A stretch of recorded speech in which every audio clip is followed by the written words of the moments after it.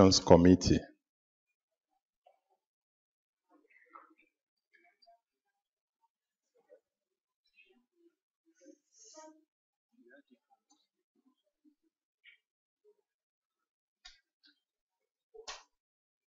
Sorry, Mr. Chair. Yes, sure.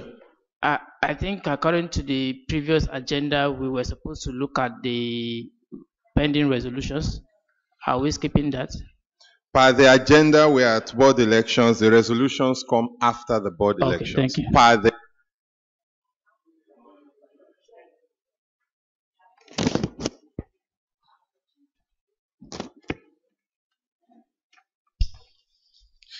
Merci, Monsieur le Président. Thank you, Mr. Chairman. I will make then a presentation on the process before presenting the different candidacies for the two position in the board. Position number 5 for Southern Africa and number 6 for East Africa. As you can see, you have the nomination or the NOMCOM appointment process. I will not go into details. You have the different stages there. Just to introduce the NOMCOM team, there is John Vinurai, Mustafa Bin Jama, and Amina Takapa representing the Board of Administration, and myself. And we have run the appointment process for the board. The terms of reference for NOMCOM is mainly what you have in the bylaws, Article 9.3. For us, for the NOMCOM, the appointment committee, we have to do everything to have the satisfying number of candidates for the seats to be filled. We have the responsibility to supervise and to lead the elections with the election committee today. To initiate the call for candidacy, to prescribe criteria and qualifications for eligibility for the elections, and also maybe hear the candidates and finally finalize the list of candidates selected. We have received from the board a document which sets up the different stages with the deadlines for the appointment. It's not very clear here, but it was an internal document with regard to the terms of reference. The guidelines from the board. We have initiated then the call for candidacies. This was published in March 18, 2015, and in addition to the general criteria at the level of the bylaws, the candidates must be appointed, nominated by a member, a regular member of AFRINIC, and if it's self-appointment nomination, they need the support of 2 members, regular members, to have participated at least 2 AFRINIC events in the last 3 years, to have at least 5 years experience in an AFRINIC pertinent field, mainly resource management, internet management, policy development, finance, audit, and human resources. So these are criteria that we have asked for nomination. There were 2 other criteria which are important as well, and that is not to be an AFRINIC employee and not to be a member of a decision-making body of an organization that may have a conflict of interest, that is and of course to be available and ready to participate in the different meetings of the board. And at the end of the nomination period, we have received 6 nominations for position number 5, Southern Africa, and 8 for position 6 for East Africa. After analyzing the nomination for the criteria defined, the nomination committee has validated 5 nominations for Southern Africa, position 5, and 2 for East Africa, position 6. So there have been 7 appointments that have not been validated by the committee for the following reasons. Either because the organization that has nominated is not a member of Afrinic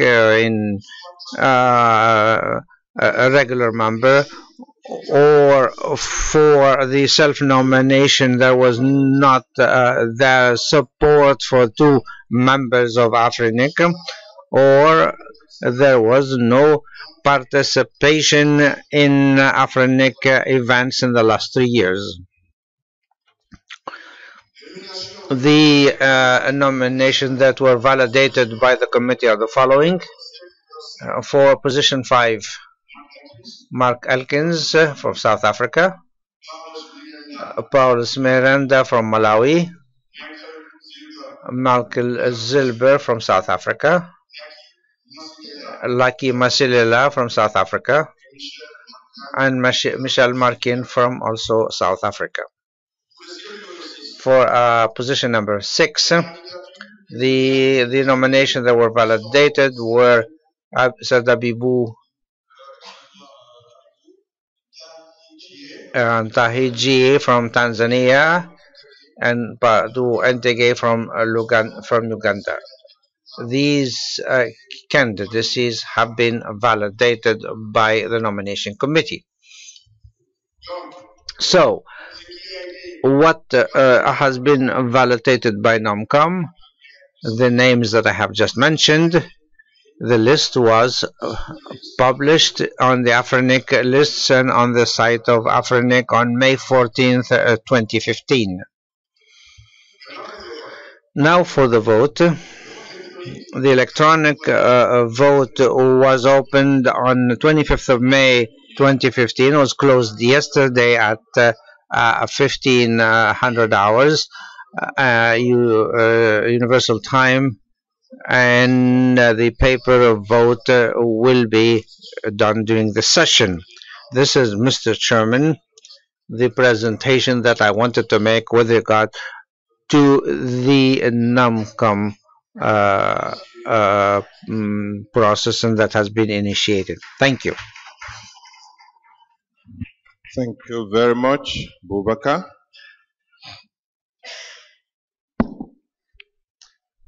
Okay. Hello. Sander Stefan, I was just looking at your presentation, and as an outside observer, I just had a question. It seems like you added requirements for the candidates, and in the end, eliminated effectively most of the candidates from the East. At least that's what it looks like. So I was just wondering, why were these requirements put into place, and why not let the community decide on those? On who to choose? Why were there so many people eliminated or not validated? Prof? Thank you very much. There was one very interesting criteria that borders on some of the discussions we've been having, and I'd like it to be confirmed that all the candidates meet that criteria. I think I heard a criteria that said candidates should not be a member of a decision-making body of an organization that can create conflict of interest because they make decisions on the things that we do here. If I got it correctly, I want to understand whether ICANN falls in that category and whether we are being careful enough to make sure that we don't find ourselves in that kind of conflict situation. So can you confirm that all the candidates meet this criteria? Thank you. Okay, if there are no comments from the floor, Boubacar, you can respond. Merci, Monsieur le Thank you, Mr. Chairman. In the terms of reference of the nomination committee, there was one item that asked the nomination committee to set up criteria, eligibility criteria. That's what has been done, and it was published during the call for candidates. The nomination committee met and has analyzed and tried to because one of the objectives of NOMCOM is to have good quality candidates for the community. So we have discussed at the level of NOMCOM, and we have identified a number of criteria that we as NOMCOM think would be criteria that would allow the community to have good quality candidates. With regard to the second question, yes, in my opinion, ICANN is part of the category of organization. We think that if we are a member of the personnel in a decision body, there will be a conflict of interest. That's my opinion.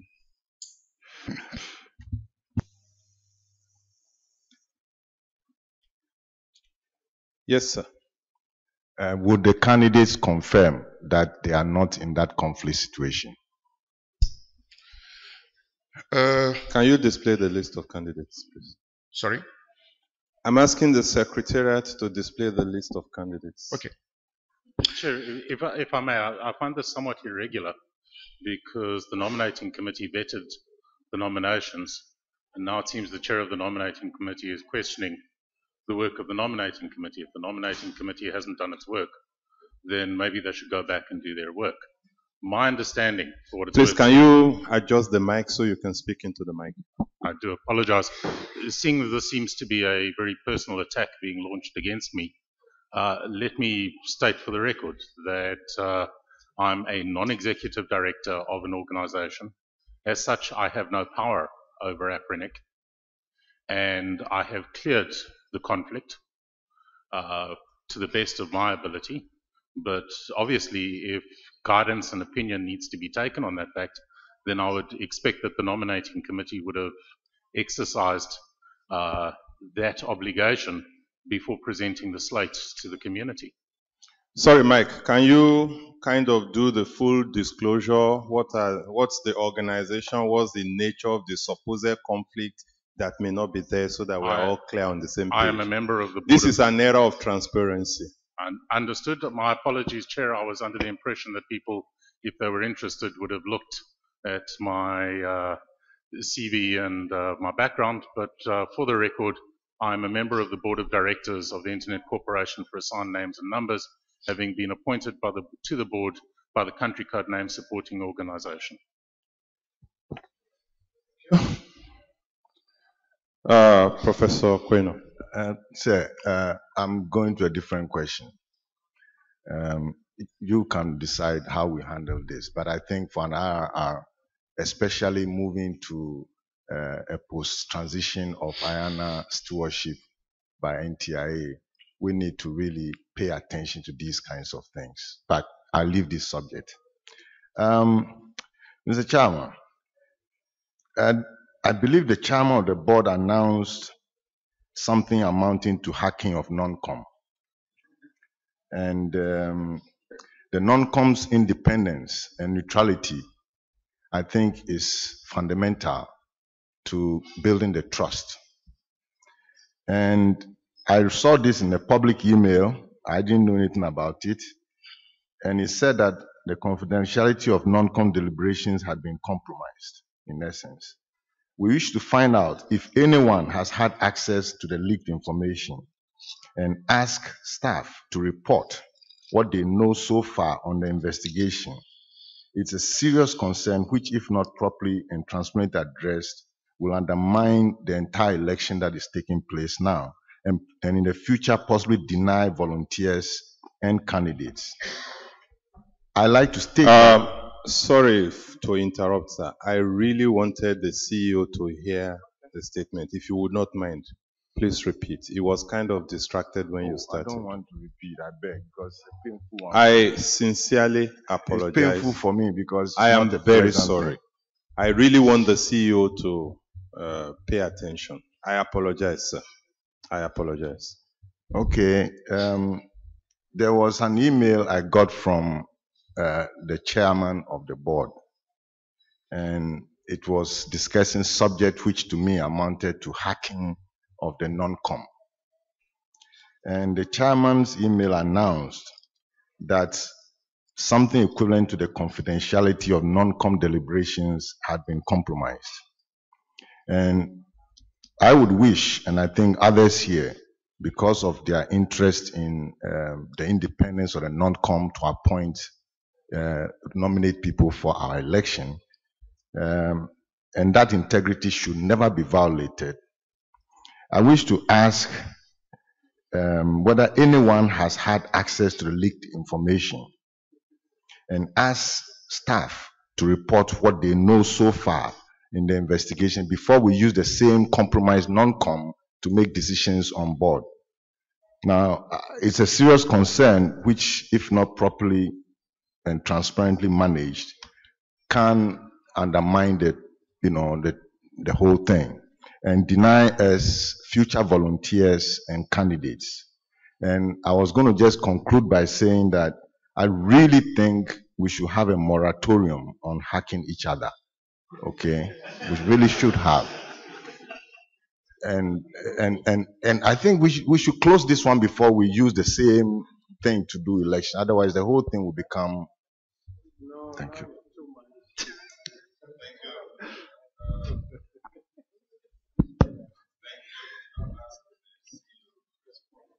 Yep. Thank you, Chair. Yes, the NOMCOM mailing list is intended to be confidential. The intention is that the NOMCOM can use this for internal confidential discussions. However, I must apologize to the NOMCOM. The mailing list was accidentally set up in such a way that subscribers could add themselves. So there are two parts to it. The mailing list has an archive, which is correctly restricted to access only by members of that mailing list. But the mailing list also has an interface where you can subscribe. And there was a mistake in that interface where anybody could have gone to the interface to add themselves to the mailing list. And after they did that, they would have had access to the archives. I have received a report from the staff that 2 people using 3 different email addresses indeed used this loophole to add themselves to the mailing list and thereby gain access to the archives. I have heard rumors in the community that those archives are widely available, but I've not seen them myself. The bottom line from my perspective is that the Afrinic staff made a mistake for which I apologize to the NOMCOM, and information that the NOMCOM would have expected to be private has unfortunately not remained private. I'm very sorry for that. Monsieur le Président, j'ai une question par rapport à ça. I have a question with regard to this, Mr. Chairman. Since there was an investigation with regard to this act, I would like to know what are the provisions made, because if the people who did this have been identified, I think that the community should know, so that we take the necessary measures to at least ensure legal pursuits. Yes, thank you. I see one of those people standing at the microphone, so perhaps we will give you an opportunity to explain. Thank you. So, all openness and transparency, I was the person who uncovered the configuration error on the mailing list. So I just want to explain to people what happened. I was looking at the NomCom work, and I was curious about it, so I went looking for public information. On the mailing list's webpage of Afrinic, it listed like the following mailing lists are publicly available, etc. And one of the mailing lists mentioned there as being open to the public was the NomCom list. So I looked at that. I downloaded the archives to read them in my mail client because, to be honest, the web interface isn't very user-friendly. So I did indeed see the contents of those archives. Overall, I saw very honorable behavior, so let there be no mistake on that. But there were some things that concerned me, so I gave a copy to 2 members of the board, and informed Alan, the CEO, and the technical staff so they could close this loophole. I deleted the copies from my machine, and after that I stepped out of this. So yes, it was me who got access, because the NomCom list was explicitly marked as a publicly available mailing list. I no longer have access. I confirmed with the technical staff that the list is now secure, and I am no longer on it, and I do no longer have a copy of those archives. Okay. Alan? Thank you, Sander. And I'm pleased that when you find configuration errors that you report them in an ethical way. Thank you very much.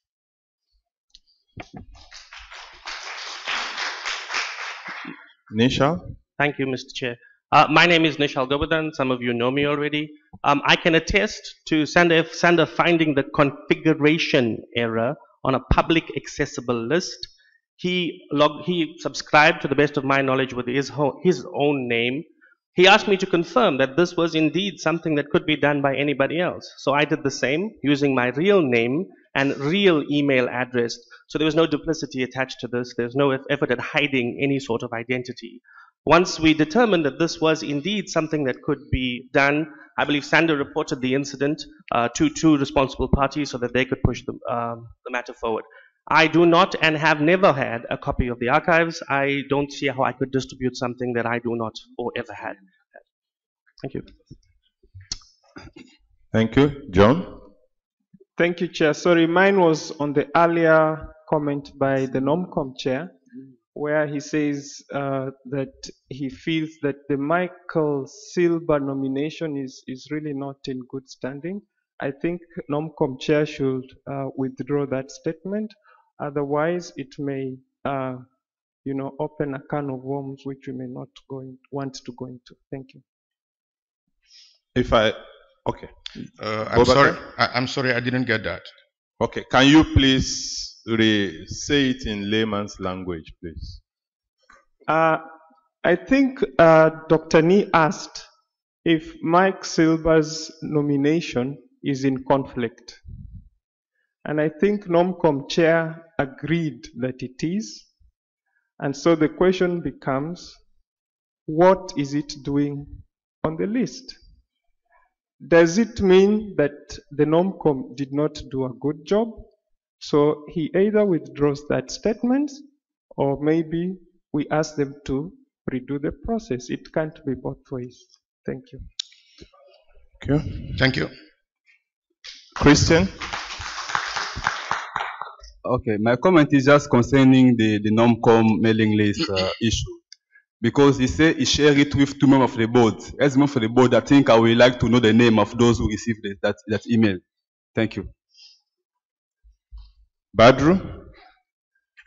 Thank you, Chair. I'd like to quote from the Mauritius Computer Misuse Act, okay, and unauthorized access to computer data. Any person who causes a computer system to perform a function knowing that the access he intends to secure is unauthorized shall commit an offense and shall on conviction be liable to a fine not exceeding 50,000 rupees and to penal servitude not exceeding 5 years. I would like legal counsel to really look at that. I think I also want to echo the message from the chairman of RIPE NCC, who said we're a family, we're here together, right? You're a partner from one of the other RIRs. The first thing that should have been done was to inform the CEO as opposed to downloading the data. So ethically, it was wrong. And when you come within our community and you do that, it is also wrong to your community. So let's please be sure of that. Thank you. Thank you. Andrew?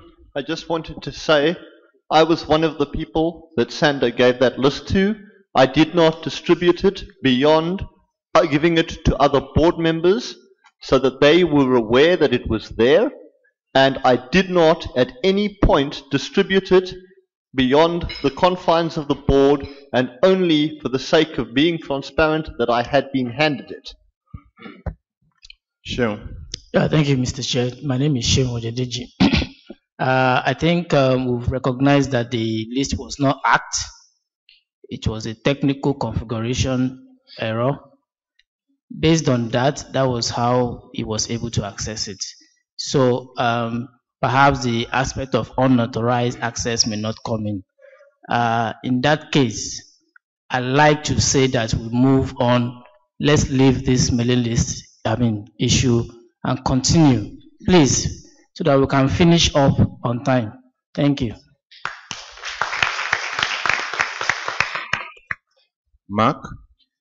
Thank you, Chair. Mark Elkins. I was the second board member who was contacted by Sander about this mailing list. When I was told I'd been mailed that mailing list, I then deleted it when I saw it. Thank you. Okay. Rob?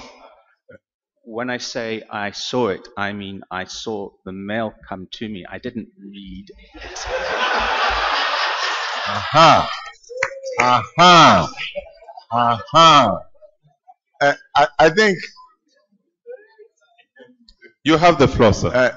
Mr. Chairman, I think what we are seeing is symptomatic of the problem. You see, something like this, as was said, you just target the CEO, not even the board, okay, and just tell the CEO that I have this, observe this. Not that you copy it and you get a friend to also copy it, and then you start to share. You know, it breeds this sort of thing. You just handle it and it's straightforward. Okay, so from my point of view, it's part of the things we need to repair. Okay, that we should just deal formally, operational things with the CEO, and if there are other issues and it comes to knowledge of the chair and so on, you can move on from there. I like to change my subject because I've moved already. If you, I think in the post-IANA transition situation, it's good for us to work on the accountability issues. And that is the reason, only reason why I raised the issue of ensuring that none of the candidates are in the dual situation of decision making, both for this organization and for another organization who accredits us. Okay, because in the post-IANA situation, that's the sort of thing that in the accountability discussions, both at the global and the level here, will affect our judgment of our, esteemed officers. So it's not, I mean, I've been on the account board. I was your interim chair for long. I have no interest in both of them from that point of view. But I think we need to communicate something else, which is that we are making best effort, okay, to be accountable to our communities. And one of the best ways to do that is to ensure that we are not sitting on both sides of the fence. I mean, I keep having difficulty with the discussions so far. I see people can't differentiate, and I was told this by one of our good engineers here. I won't mention his name, but if he's here, he knows. He says that we can't differentiate between the individual, okay, the community, and the board. You see, it was like we are lumping everything together. And we need to be very careful when it comes to accountability, especially in the situation where we are the stewards, so to speak. And so I thought that issue needs to be thought through before you did the voting. Okay, thank you. Thank you, Prof. Owen? Owen DeLong, Aaron AC, Akamai, speaking strictly as a concerned member of the community. It seems to me, listening to the discussion over the last several minutes, that we've basically refused to learn the lessons of the last 2 days. We are, as near as I can tell, taking a simple mistake made by some collection of Afrinic staff in misconfiguring a mailing list, followed by somebody noticing the mistake, and we choose to microanalyze the way he conducted himself after finding the mistake. I don't completely agree with his choice of actions, but he did a mostly honorable thing, and at least he reported the issue to the appropriate parties and tried to do what he believed to be right under the circumstances. So I don't really have too much criticism there. And we have somehow tried to roll this into more conspiracy and more intrigue and more complaints and issues and whatnot. It was a mistake. It happened. Let's take the lessons we can learn from it and move on. Unless it somehow impacts the slate of officers or candidates, then let us continue with the voting and let us advance this meeting rather than having it continue to Sunday. Thank you. Okay. Before I give the floor, on this issue, please, I would like to close the mic after Badru so that we don't keep dragging on and on. GJ? Okay, Geert-Jan de Groot, not speaking in any official capacity. In a recent career, I was a security consultant, doing on a daily basis, trying to break into systems to test their security. I can tell from my experience dealing with all kinds of government systems and anything else that chances that in the IT systems of any organization, including Afrinic, but specifically any organization, it is more likely that we will find in the future more security holes than we will not find security holes. And we can discuss this over and over again. That does not make sense. I was in the room when the when it happened. I didn't really pay attention. I was doing something else. What I would like to give to Afrinic is to evaluate this, especially from a PR standpoint, and consider to have a reaction and a statement ready when it happens. Not if it happens, when it happens. The organization I worked for had such a statement printed out as press statement in the safe, just for the moment it would ever happen. It's the very worst moment to publish this, and all the chaos and hubbub that I saw was based on panic, sheer panic, and not knowing what to do. So please start preparing for the next possible incident, because unfortunately in this industry it's going to happen. Thank you. Yes, Sanders. Just very short statement. I was when I was looking for public information on the nominations, I found the NomCom list. There was no way I could have known that this was the internal NomCom list until I actually read its contents. So it was listed as public information. I was looking for it. Unfortunately, it turned out to be a configuration mistake, but it's no intentional hacking at all. Okay, Frank. Two small things, and I hope we don't expand on the first one. First, I believe none of the persons involved and none of the computers involved were in Mauritius, so I don't think we need to know about laws of Mauritius. And second thing, this all happened 2 days ago, I believe, and this is a long time after that slate of candidates that was published, and it didn't change anything in the results of the work of the NomCom. So I think discussion shouldn't be too long right now, and we can move on. Thank you. Badru? Sorry, Chair, I go back to the point, and I think one of the members said that they just saw that they deleted it. The point is there was an illegal act that happened. The principle, as much as you can try and defend it, the Mauritian law has a law against it. You broke that law, but the most painful thing is you then come and laugh in the community that you're good, that good. I think for me, ethically, it's wrong. Paulus? Thank you, Paulos Nyirenda from Malawi. I just wanted to maybe find out or stress the issue that they slate as an anomaly and maybe what we're going to do about it. Thank you. Ashok, the broken Mauritius law. Thank you.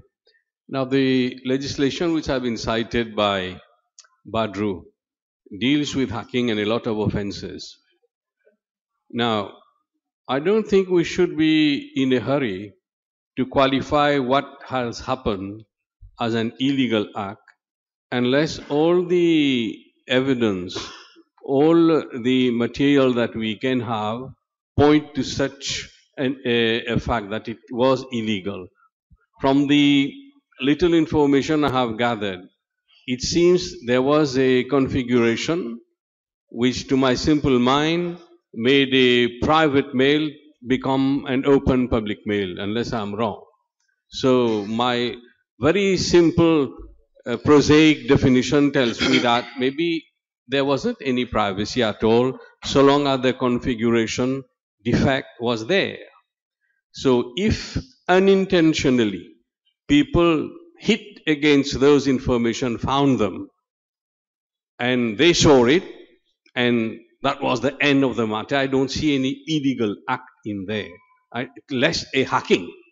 Hacking is much bigger thing if you read that law, which have been cited very correctly. The second thing is that unless we have evidence that the material found there was used to cause any damage, prejudice to somebody else using it, then it is something else. But from what we have as information, I wouldn't hasten to label that act as illegal in terms of the Computer Crime and Cyber Misuse Act 2003 of the Mauritius, unless I get further information. I want to jump to that conclusion right now. CEO would have a word, then Chair Nomcom, then I'll take Professor Queno. Thank you, Chair. So as CEO of the company whose equipment was involved in this case, I have no intention whatsoever of pressing any kind of legal case or charges against the person who found the configuration error.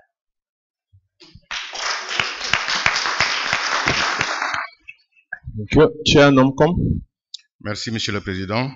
Thank you, Mr. Chairman. I think there is one question that was asked. I think it was John with regard to. We are aware that Mike is in a committee of ICANN, and it's mentioned in his CV. But his mandate ends this year, and we thought that there is no danger in that. And for the candidates who have not mentioned organization where there may be conflicts of interest, if you look in the website, the question that we have asked to the different candidates, the first question is the following, and I will say it in English, it hasn't been translated to French.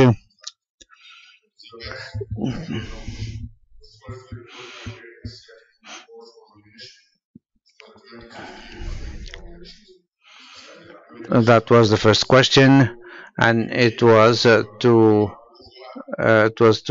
be even after the election, if we realize that there were hidden information, the committee can take a decision with regard to that. I think that was the only question that was addressed to me.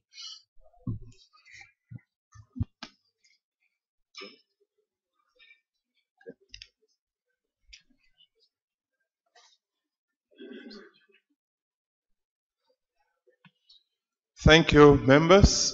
Well, I gave the last opportunity to Professor Queno. Do you still want to exercise it? Because I want to close the mic so we move into it. Yes, I'm in a hurry, even more in a hurry because I'll be traveling. Okay. But I'd like to give a feedback to the lawyer. You come to my house, my door is wide open. You come, you take the mic, 2 of them, and then you give it to only a few of us. That's not my sense of how things are supposed to work. If my door is open, you come in by mistake, you go out. You don't take things with you. And when you go outside, you don't go and selectively share. If you want to share, you tell everybody that I went and I took it. That's the sort of thing we are concerned about. Because this may explain why we have very little activity on our mailing list. Because some people may not be feeling comfortable to be exchanging on a mailing list. But when they are in community, they talk. So if we want to change and grow the thing in a certain way, we have to be assuring certain kinds of things with regards to how we communicate on the mail. And I think I just had to make that point. But please, let's proceed. Thank you. So, members, can we proceed? It's not on the mailing list. Okay. Last comment. Yes, this is on the slate. On the slate. What is the present before us? I'd like to ask Dr. Barry, please, if this is the final list of candidates, because according to the bylaws, it doesn't state which time period in which you are supposed to give us the final list of candidates. So I see validated list. That means they've gone through some level of validation.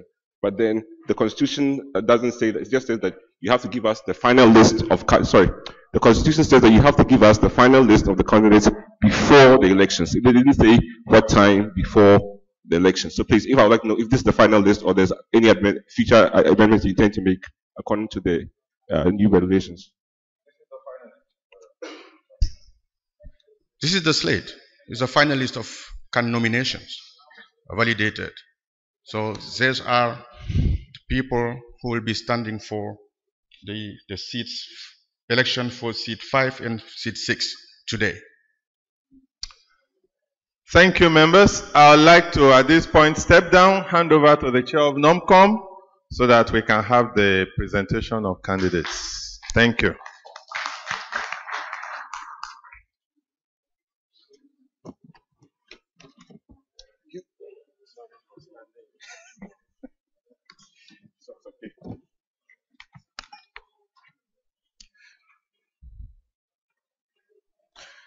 So,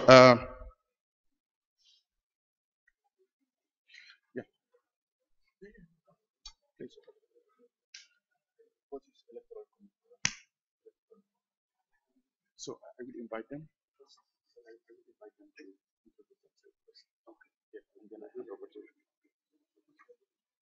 So we would like to invite the candidates to come and introduce themselves to the community. But the maximum time for each candidate is 5 minutes, including eventually questions and answers. So I would ask each candidate, please, to try to talk not more than 3, maximum 4 minutes, please. 3 minutes will be fine, I feel. So the first candidate I would like to invite is Mark Elkins.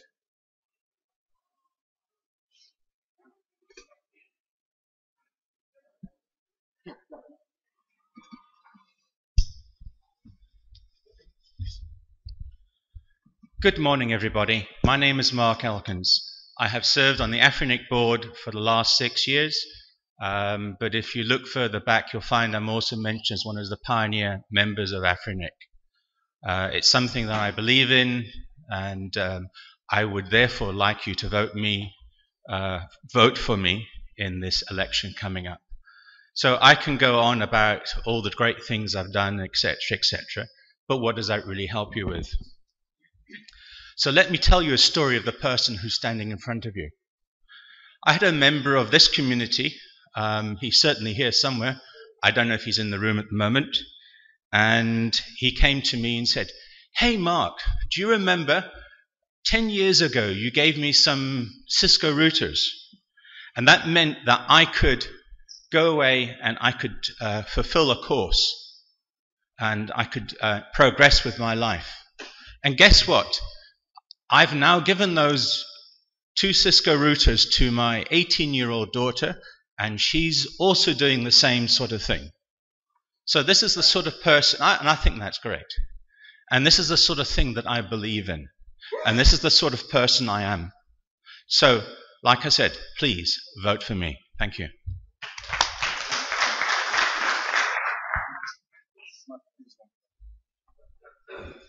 Please, any question you have for Mark? If not, thank you.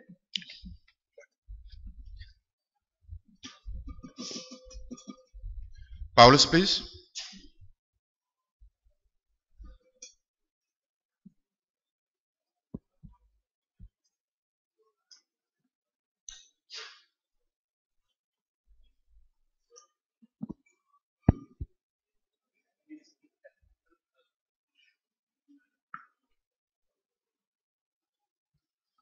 You are not entitled to use the 3 minutes left from Mark.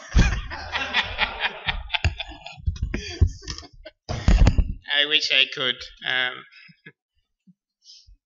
Thank you, Chair. I'm Paulos Nyirenda. I'm from Malawi. I think I have said a lot already to the community about this election, and put my case already to the community.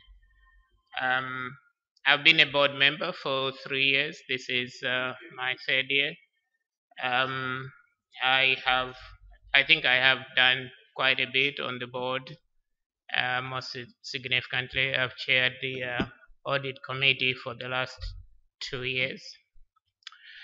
I have emphasized regional diversity in my talk to the board, and I'm emphasizing this as well here, as well as regional diversity within my region, Southern Africa.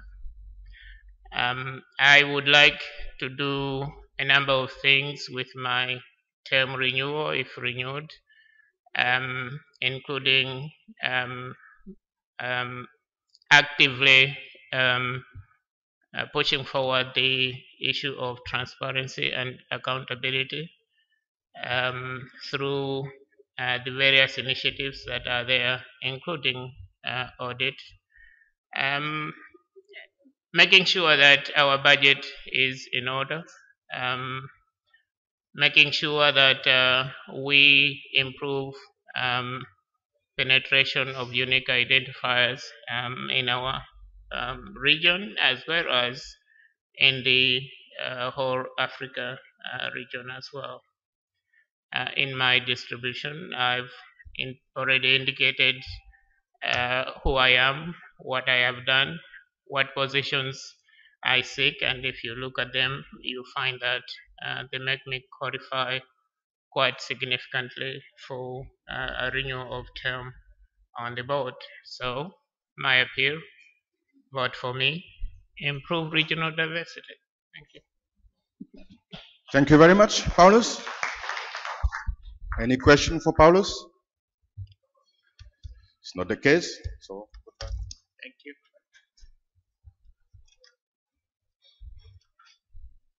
Mike.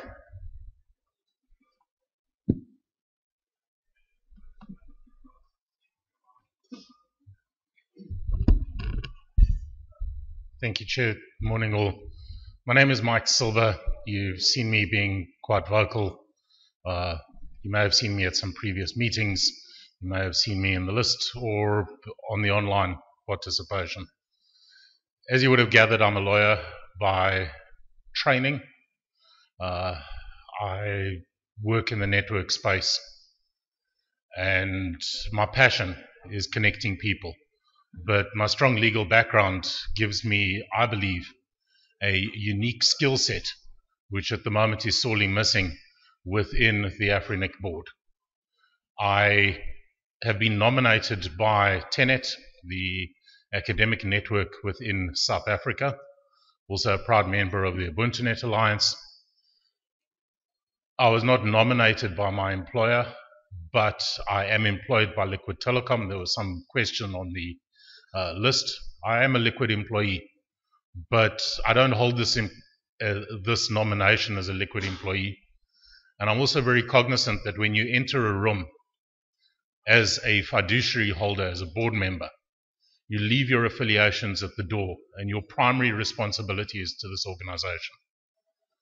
Unfortunately, we've seen over the last few days that there are some questions as to people's ability to do that.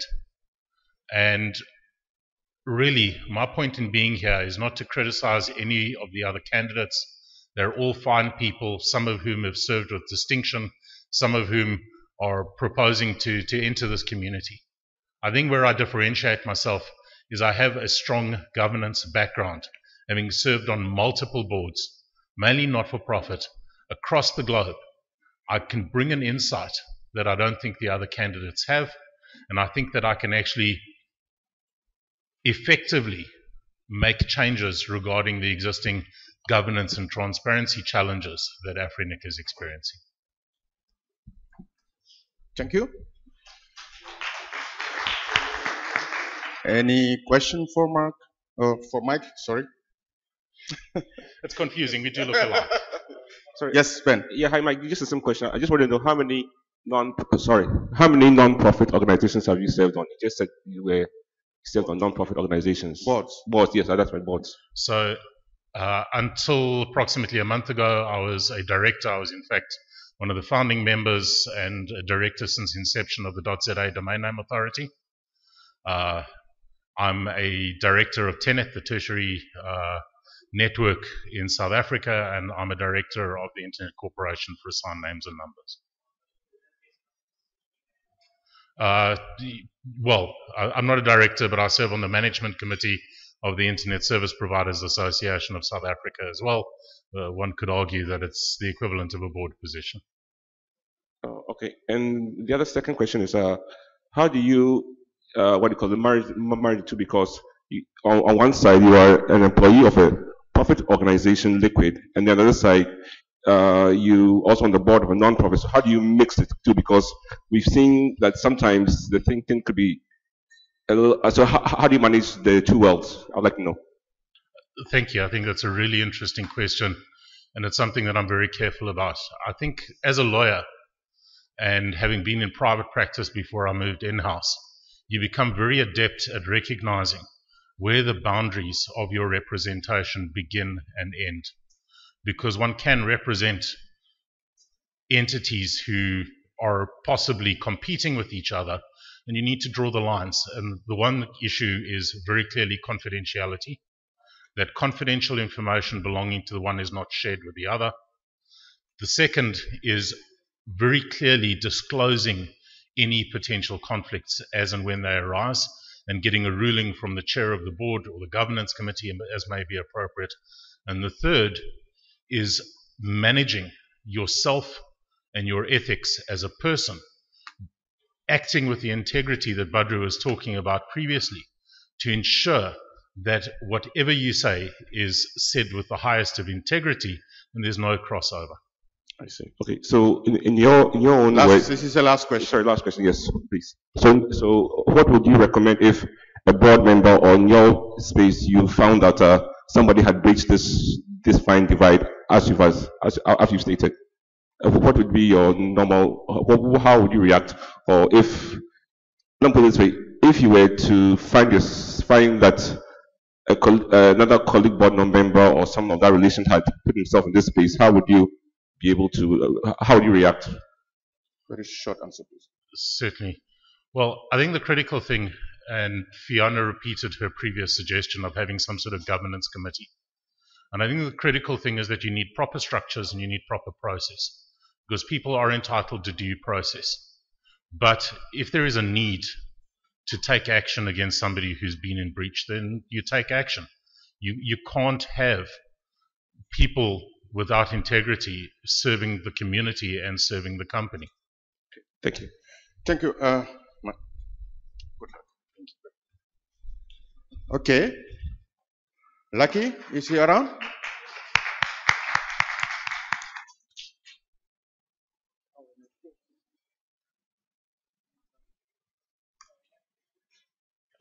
The floor is yours. Thank you, Chair. I brought this just in case I have a question in French. As I comments, I want to open with a quote from one of the greatest giants that has walked this world. An open quote. The quality of change in our society will greatly depend upon the quality of leadership that is exercised. Close quote. That was Nelson Rolihlahla Mandela. My name is Lucky Maslela, as the chair has said. I think if you will go into my CV, you will realize that there is vast experience that I have. I have served and sat in numerous boards, ranging from big companies, looking at big budgets, and not belittling the budget here. There are complexities in this organization. And for me, today, when I had raised my hand a few days ago, or a few months ago, I wanted to raise it even higher. I wanted to raise both hands, looking at the opportunities that were occurring, that were manifesting themselves here. I stand up understanding the value of working in communities, the value of ensuring that we do not sit in such gatherings and talk amongst ourselves, but to include the communities that we believe we represent. And for me, I have that affinity in working very closely in bringing communities to participate here. I have a lot of confidence in the Afrinic staff, and I believe that the only value that as a board member we will be bringing is this strategic support. Nothing more but the strategic support, the fiduciary duty, ensuring that issues of governance are going to be enshrined and upheld by us board members.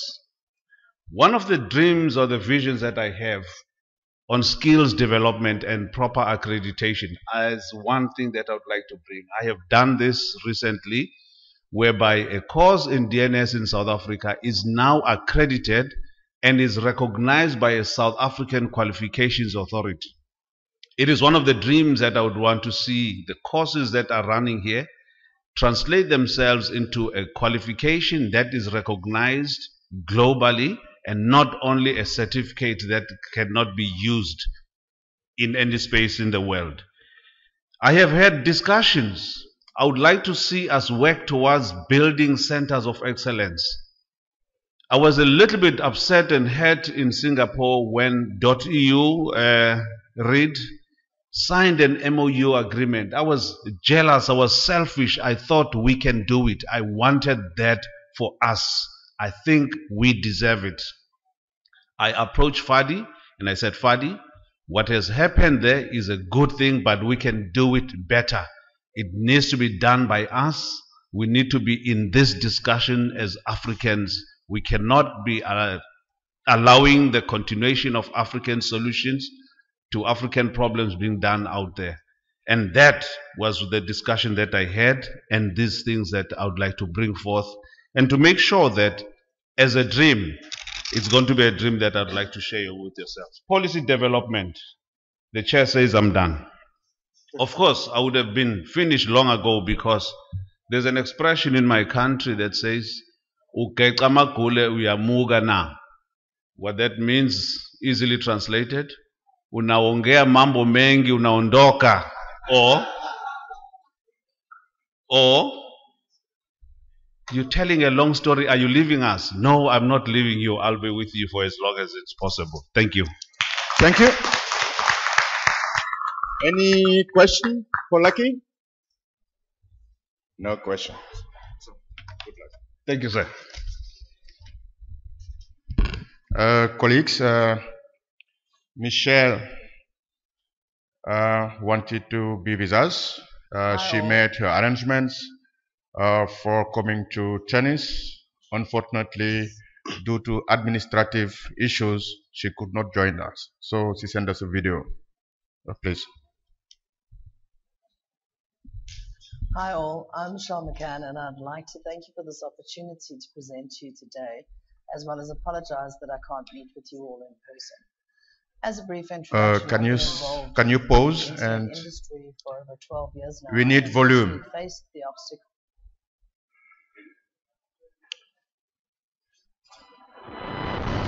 Hi all, I'm Michelle McCann and I'd like to thank you for this opportunity to present to you today, as well as apologize that I can't meet with you all in person.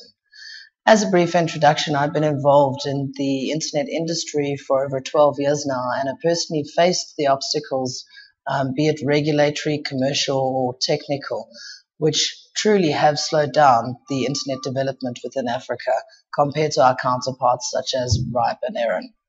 However, this time is now changing, and personally I've seen this within the Southern African region, where we are seeing a huge amount of content investment, large amount of resource growth, and adoption of IPv6 resources. Currently, I'm heavily involved in infrastructure development throughout the Southern African region, primarily focused on co-location and peering strategies, and I've made it my personal goal to improve the existing transit as well as content scarcity issues within the region. As I've seen, this is the limiting factor for African internet growth, primarily focused on education and government services. I suppose the bigger question is, what am I going to bring to the table? I'm a commercial person who truly understands the strategic benefit of distributing and promoting Afrinic services throughout the region across all segments, which is not only our usual suspects such as network operators. This also includes government services, enterprises, as well as education facilities. To further this, it's vitally important that we start promoting Afrinic to the other RRRs. So in order for them to understand that resource allocation has grown over the period of time, even through all the challenges that we as Africa have faced.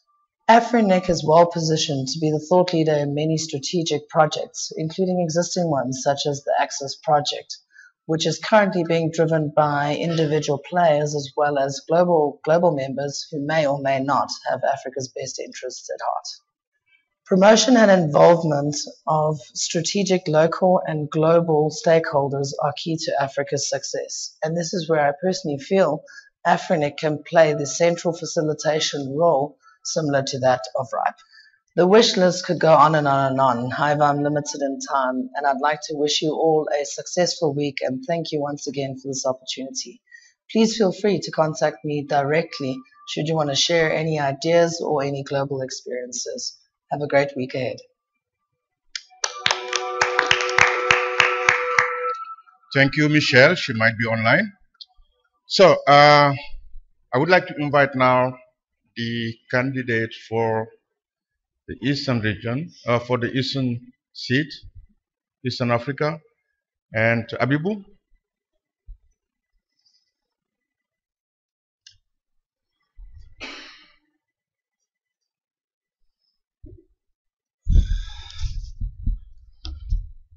Good afternoon, Afrinic members and non-Afrinic members. My name is Abibu Rashid Ntahigie. I work for TISNIC, and it's a great honor to stand before you to seek the endorsement for seat number 6, representing Eastern Africa in the Afrinic board. I haven't been an Afrinic board member, but I have occupied various board membership, and also I have worked with the various committees within the country in Africa, and also I do represent Africa in the CCNSO of ICANN. So a lot of information has been shared by NOMCOM, but I will briefly explain some of the few issues that I have more than 20 years experience in internet and internet governance issues. And I have held various positions, and the recent one that I'm the manager of .tz CCTLD, which is a fast growing registry. If you remember, it was voted the second best registry in Africa during the DNS forum in Durban. I also sit in the TISNIC board as a secretary, and I'm a co-opted member in Engineers Registration Board of Tanzania. I'm the ExCom member of FTLD in the capacity of treasurer, and also I'm the chairman of the ISOC chapter Tanzania. As I said, I'm a CCNSO council member representing Africa, that is the African CC community in ICANN. And I'm also the chair of the organizing committee of capacity building initiative called TIZENOC. And so far we have done 2 trainings in Arusha and Mwanza, and in September we have the 3rd meeting in Zanzibar. You are all welcome. I was also the task force member for Dot Africa, a group which was appointed by the Africa Union Commission. So through the course of involvement in Internet evolution, I have hosted FTLD training in Arusha in 2009. I was part of the host as well for the AFNOC and AFRINIC trainings in 2011 in Dar es Salaam. And I also coordinated the AFRINIC trainings in Dar es Salaam. This was in November 2014.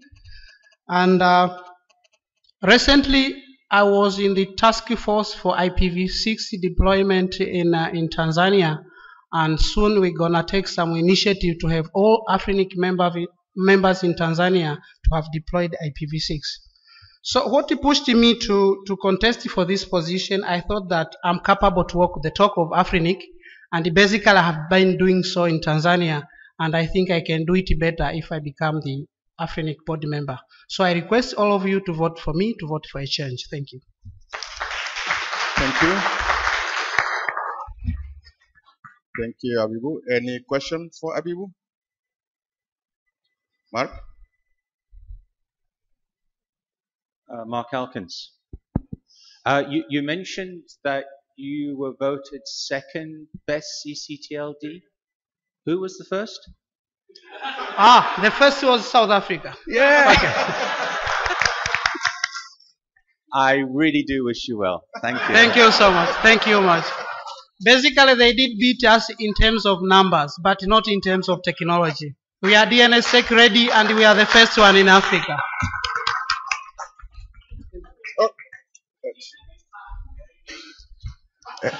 And who was the non-com? Who was the non-com for this thing you referred to, Mr. Abibu? What is the question? Oh, the award you referred to in the DNS forum. I just want to know who was the non-com. For DNS forum. Basically, we were selected by ISOC, ICANN, and FTLD. So FTLD, ICANN, and ISOC are the ones who recommended TIZNIC as the best 2nd registry in Africa. And today the first, the Yeah. best. And don't forget that I was voted the young. I got the young award last year. Thank you. Thank you.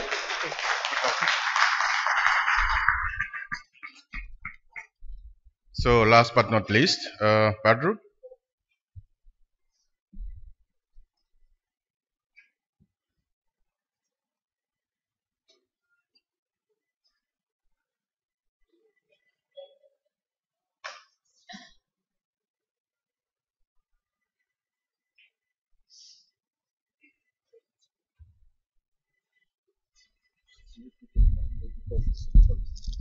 Good afternoon, everybody. My name is Badru Ntege, and I'm running for East African seat as well. I'd like to, I think you all know me, but let me tell a little bit about myself outside AFRINIC. I do run an organization, own and run an organization, which is employs up to about 1,000 technical engineers around East Africa. We support most of the telcos within the region. And I also participate, I'm a board member of the Uganda Business Process Outsourcing Association. I also sit on the Presidential Investors Roundtable for the ICT, in terms of ICT policy, from a professional policy and a business policy point of view. As I said, in terms of the regional stuff, I'm across the region in most of the countries, in 6 countries that I operate in. But also from the AFNOG and AFRINIC point of view, I have been within this community for the last 13 years. I hold this community to heart, and the growth of this community, the integrity of this community, to me, is the most important thing. To be able to hold integrity, you need to have the courage and consideration to stand when things are not right, to be able to speak out. Even though you are the only one speaking, you need to be able to hold that voice. but also to understand when to use the voice. When it's important to deliver the job, you do, which we did, and made sure that we completed the job. And then when you need to actually deliver the truth, then you need to do that. So I believe in full integrity. I believe in service for this community. I still believe I can do a lot more for this community. Yes, I will accept that we have that my competition, Mr. Abibu. I know Abibu very well, and I do respect him highly. However, with all that, I do believe I still have a lot more to deliver for this community. Thank you. Thank you. Badru? Question for Badru?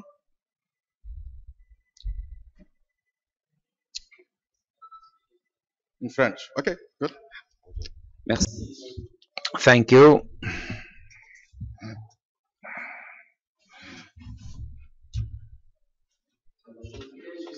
I would like to know that despite of all what happened the last 2 days, and your name has been mentioned several times, what motivates your candidacy?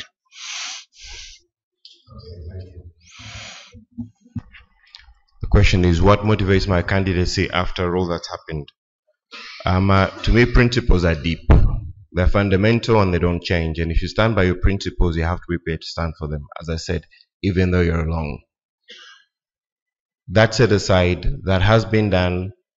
I feel that at least we have opened up what we needed to open up. I'm still willing to serve the community, and I think we can now move forward, and I'm still able to serve it. Yes, Fiona. Yeah, please. Fiona. Badru, you're running for the East African regional seat. In view of your relationship in the East African region, with the East African operators, with the bodies that represent these East African operators, what do you think you're going to do different that you have not done? Secondly, without it looking like you are stepping down a few minutes ago for the show, having stepped down, why should we consider you again for this position? Thank you. Let me handle the last one first. If you strongly believe in your position and you're prepared to stand alone, and if it means to step down, even if this was last year and I still had if this was in the middle of my term, the issue at hand, I still would have stepped down.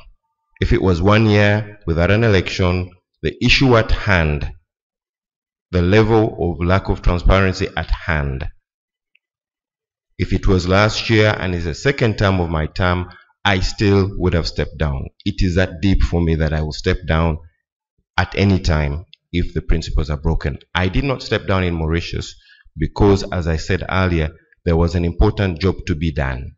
And until that job was done, then the right time to happen for the issues to happen. And this is the forum that we handling those issues.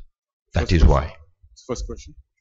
The first question in terms of what will I do for the operators in the region? I have said already, I am one of the major employers for technical operators in the region. I have been responsible for raising the pay and the value of the operators in the region from an employer point of view. Now, from a policy point of view, I have been involved heavily in policy. Okay, and I have also been able to influence through my position on the Investors Roundtable a number of connectivities. The fact that we have CECOM in Uganda, that was part of my intervention in terms of opening up the blockage that they have. And I have not been approached by Kenya operators. You had an alternate member who was resident in Kenya. So what do you plan to do different? Last question, please. Last. I think we did have a discussion earlier this week. We should have more dialogue with each other and see ourselves as a region, not a country.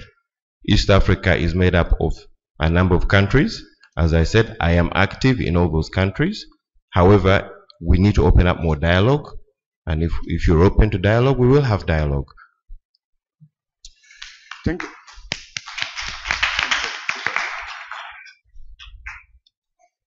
So we have now listened to all candidates. I would at this time now hand over to Ernest, who will guide us through the process. Ernest. Thank you very much, Bubaka, and all the candidates. I hope you've all heard, and we trust that you are ready to exercise your power to vote them in or not in. So we'll try to make this as quick as possible. Members or their valid proxies that received ballots yesterday can come up and cast their votes when called to. The ballot boxes are still the same 2 ballot boxes that will be in front of you. Can I ask my colleagues to put them right on the tables? The CEO yesterday notified those that were leaving earlier to hand their ballots over to a trusted colleague to vote for them. So we believe that was done. And again, the ballot paper is green in color. So if we notice anybody with a different colored ballot paper, we shall call security for you. So please take only 1 candidate per region. So you have the ballot paper, and it has the 2 seats and the candidate standing for that seats in 2 columns. So for each seat, please tick just 1 candidate. If you tick more than 1 candidate on any seat, okay, that ballot will be invalidated. I hope that is clear. We hope that is clear enough. After the voting, of course, we shall, as usual, ask the volunteers that helped us yesterday to come forward and assist us with the tallying.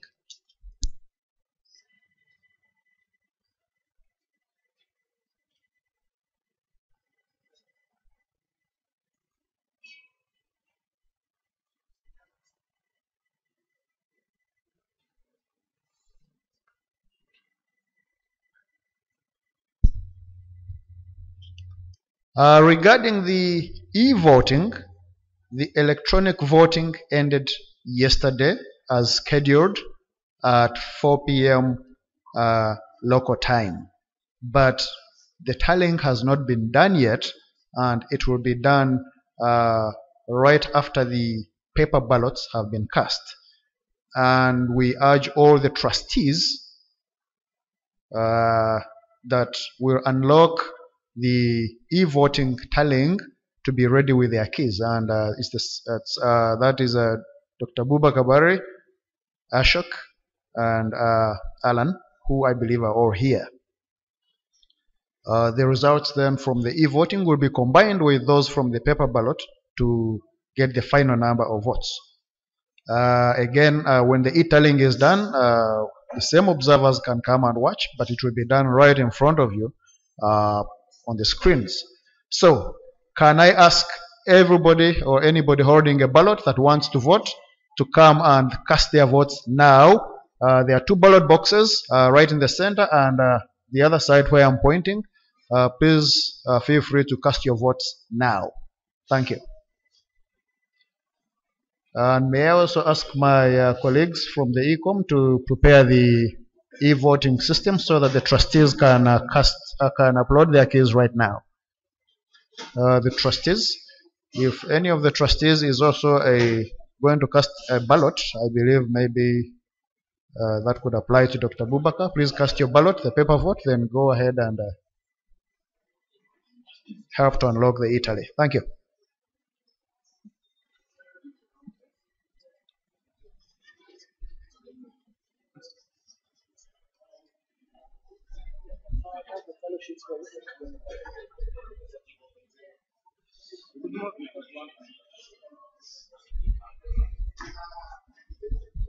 Members, we have another ballot box. We have two ballot boxes. Three actually. So please feel free to go to the other side and cast your ballots from there instead of queuing up on one side. Thank you.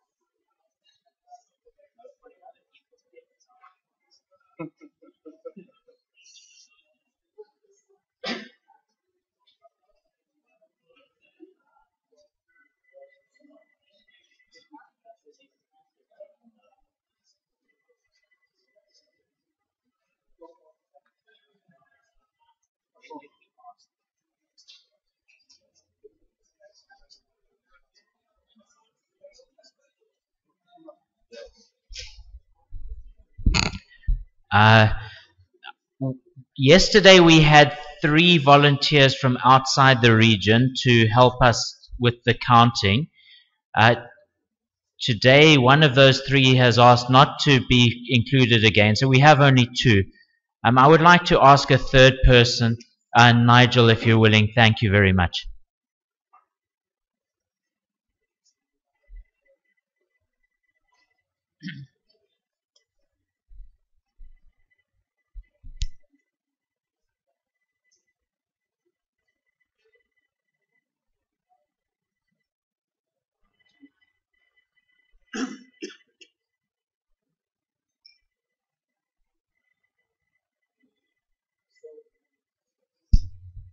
Has everybody cast their vote? In case anybody else has not cast their vote, we shall give another